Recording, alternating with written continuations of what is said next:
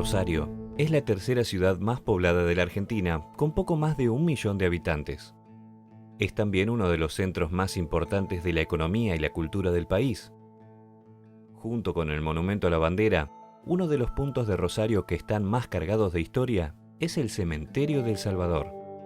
Este, lógicamente, es el cementerio simbólicamente más importante, ya sea por el tipo de construcciones que hay y además por su dimensión, ¿no es cierto? Es simbólicamente el cementerio de la ciudad. Esto sin despreciar, digamos, el cementerio de la Piedad, pero cuando uno habla del cementerio de Rosario, bueno, menciona el cementerio del Salvador. Hasta inicios del siglo XIX, Rosario era un pequeño villorrio con apenas 500 habitantes. Hasta entonces, había 2 destinos para guardar los restos de quienes morían. El más primitivo, debajo de las iglesias, hasta 1810, en que se prohibió esa práctica y se inauguró un cementerio a 20 cuadras del centro. Este es el tercer cementerio que se crea en la ciudad. En realidad es el tercer cementerio, no el que se crea, porque el primero, de hecho, era el Camposanto debajo de la iglesia, que es la iglesia catedral, la única que había en esos momentos, ¿no es cierto? Bueno, porque data desde 1731, una pequeña capillita que tuvo varias ampliaciones. En 1810 llegó acá el famoso obispo Lué, que vino a cumplir 2 funciones. Una, a prohibir terminantemente, que ya era un movimiento, digamos, de nivel internacional, prohibir el enterramiento debajo de las iglesias, porque las iglesias estaban en el ejido urbano y por cuestiones de salubridad ya era evidentemente imposible seguir. Lo que pasa que, bueno, todas las familias querían estar allí. Medio siglo más tarde, Rosario todavía era un pequeño pueblo de 3.000 habitantes, pero los tiempos de grandeza estaban a la vuelta de la esquina. Estaba el Cabildo de Santa Fe, que era que concentraba lo que sería el área de Santa Fe, y el Cabildo de Buenos Aires a 300 kilómetros al sur y el otro a 150. Así que acá la barranca, que es muy importante, no se utilizaba nada más que para contrabando, porque el puerto oficial era el de Santa Fe. Se produce el fenómeno de caseros. Urquiza vence a Rosas, pero después del Acuerdo de San Nicolás no lo acepta Buenos Aires por toda la discusión de la cuestión del puerto principalmente, ¿no? Entonces hay una separación, desgraciadamente, que se transformó en guerra civil después, entre el Estado de Buenos Aires y la Confederación Argentina. Allí fue Urquiza presidente, la Constitución de 1853, con capital en Paraná, y con visión Urquiza observó que el puerto de Santa Fe, que era el oficial hasta en ese momento, no era suficiente no tenía suficiente profundidad como para el futuro. Un símbolo máximo de Rosario son las barrancas, porque por mayor profundidad se logra debido a que hay mayor altura de las barrancas. Entonces, Convicción dijo, bueno, el puerto en realidad debe ser el de Rosario para el futuro, y decretó que Rosario sea el puerto de la Confederación.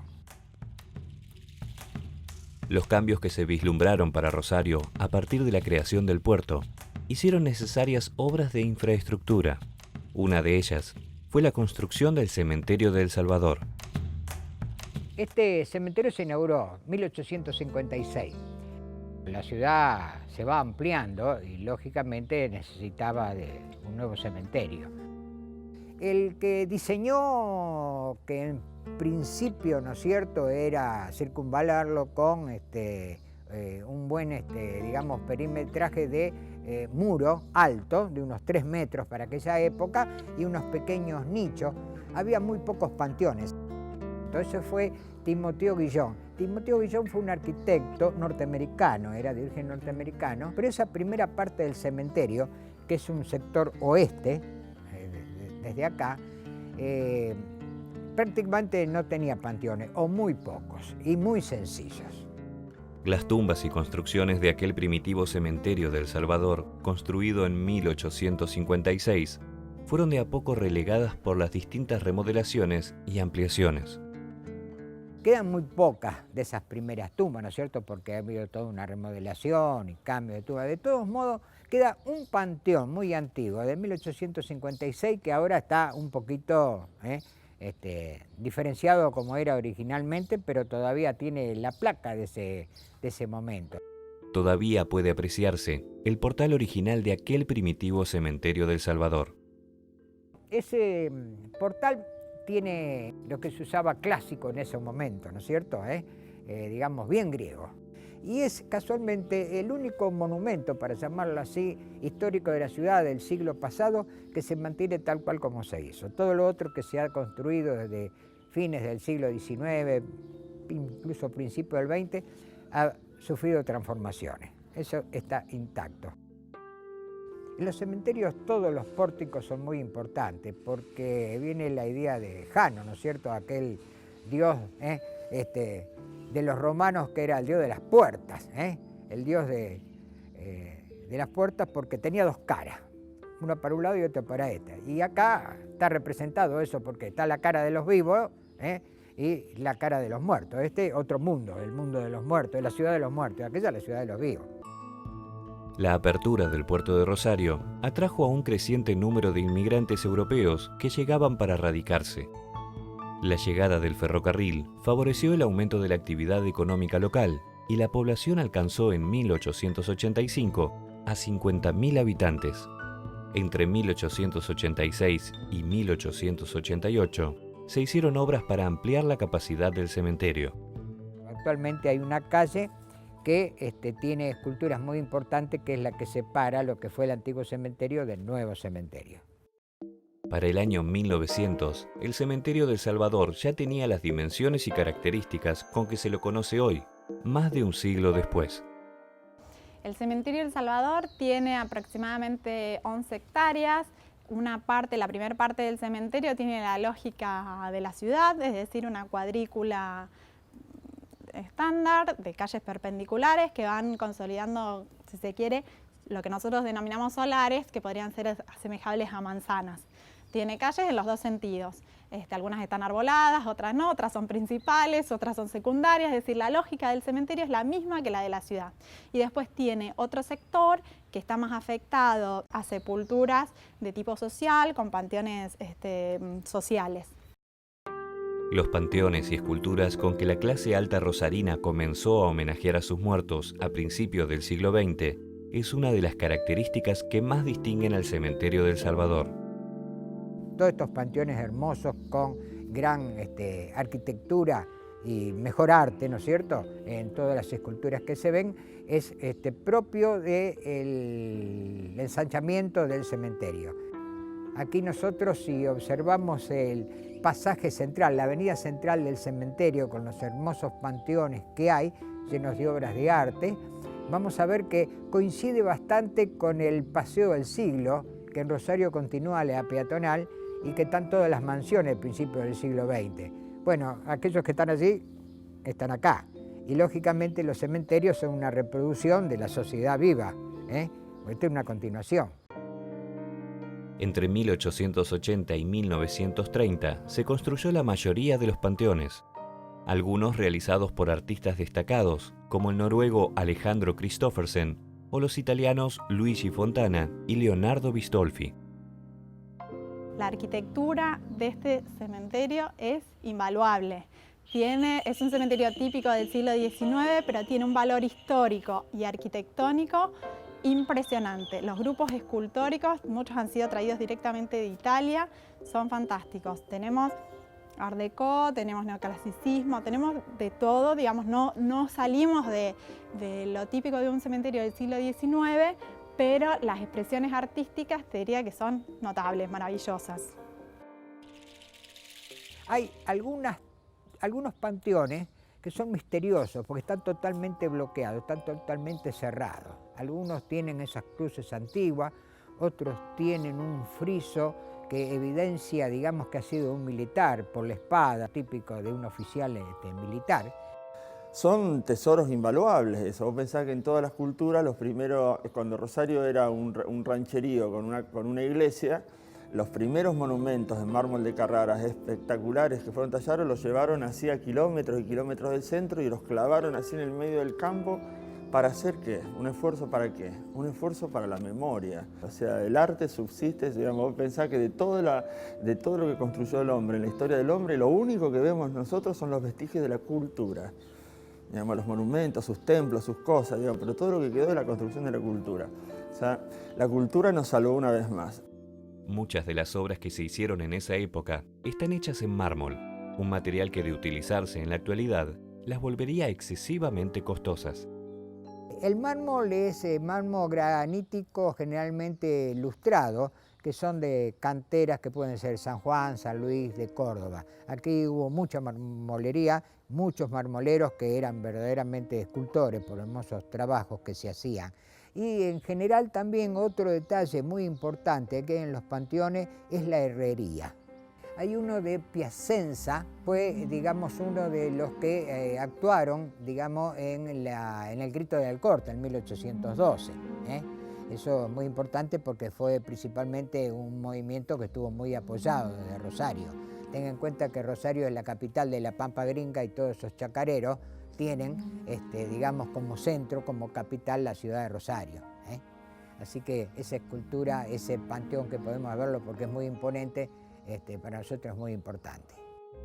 El municipio de la ciudad de Rosario, atento al valor artístico de las obras del cementerio del Salvador, en los últimos años comenzó a trabajar en su restauración y preservación.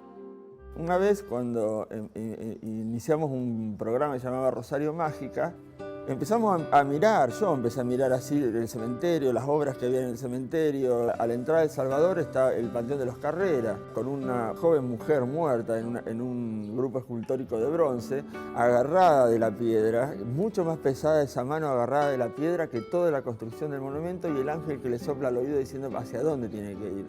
Y a 50 metros más allá está el Panteón de los Pinascos, con un ángel gigantesco, con la espada de la justicia, cuidando el cajón de muertos. O sea, una que no cree en el muerto y otro que cree en la resurrección del cuerpo. ¿Qué mensajes guardan estas imágenes? El intento por comunicar el mundo de los vivos con el de los muertos permite descubrir imágenes y símbolos, muchos provenientes de la cultura masónica, que encierran un mensaje en su misteriosa imagen. Acá en el cementerio de Salvador hay bastante simbología masónica, hay específicamente distintos símbolos. Tenemos lo que se llama clepsidra, que es un reloj de arena con alas que simboliza para los masones el tiempo vital que avanza, nuestro tiempo vital obviamente. El reloj de arena con alas, que habla del tiempo que vuela, pero vuela en lo que dura un reloj de arena, en 5 minutos. También tenemos los que son antorchas invertidas, que representa la luz que se extingue. Vos vas a ver signos como las antorchas hacia abajo, pero encendidas. Eso es masón. Quiere decir que el cuerpo está caído, pero la vida sigue. Y es precristiano. Tenemos por ahí también simbología cristiana, principalmente la P y la X, que significa Pax Christi, paz, o sea, la paz de Cristo. Y esto en el pasado se usaba para los cristianos, ellos los ponían en las catacumbas como lugar de señal donde se reunían, obviamente porque no podían dejar la cruz cristiana porque eran perseguidos por los romanos. El sincretismo del cementerio, en un cementerio católico lleno de tumbas masónicas. También a lo largo del cementerio encontramos ángeles, que dependiendo cómo tienen sus alas, es el significado que se les da. Totalmente cerradas las alas significa el duelo, semiabiertas el acompañamiento y totalmente abiertas el triunfo. Y sobre todo lo que vamos a ver en el suelo es un cuadriculado, como si fuera un tablero de ajedrez, de colores blanco y negro. Eso es el suelo típico de los masones en sus templos. El blanco representa la luz y el bien, y el negro representa la oscuridad y el mal. Y es, en cierta forma, la lucha interna entre el bien y el mal que toda persona lleva dentro, y ellos hacen este recordatorio a lo largo, cuando van pisando estos suelos en sus templos.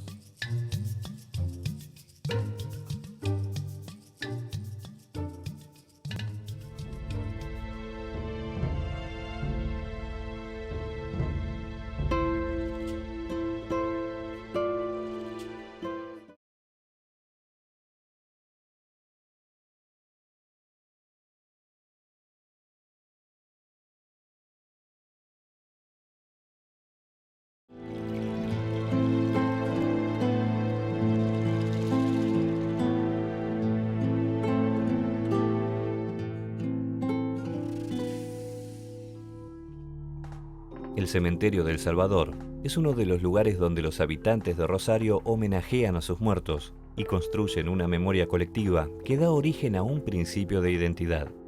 Hay una vinculación, digamos, directa entre lo que es el cementerio Salvador y lo que es Rosario. Y, digamos, ese fenómeno que hubo en Rosario a principios de siglo de ciudad importante que se manifestaba con toda la idea europea y además con toda la ideología, porque ustedes van a ver que está lleno de simbolismo, ya sea sagrado, católico, pero masónico también. O sea que, bueno, presenta todo eso. Todo el arte de Rosario está acá representado en el cementerio. Gran cantidad de personalidades de la historia de Rosario tienen sus restos en El Salvador. A nivel personal te diría que tengo dos sepulturas preferidas. Primero la de Lisandro de la Torre, por lo silenciosa y sobre todo por lo que tiene que ver, no con la cuestión arquitectónica del patrimonio material, pero sí con el patrimonio inmaterial.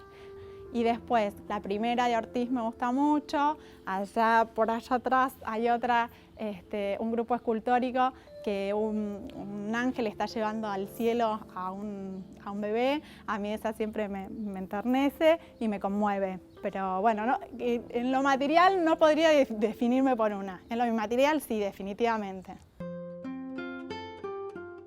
Lisandro de la Torre es un orgullo para nosotros tenerlo acá, porque fue uno, junto con Leandro Alem, uno de los fundadores de la Unión Cívica en su momento, después Unión Cívica Radical, de la Liga del Sur y del Partido Demócrata Progresista. Él era nacido en Rosario, de una familia muy acomodada.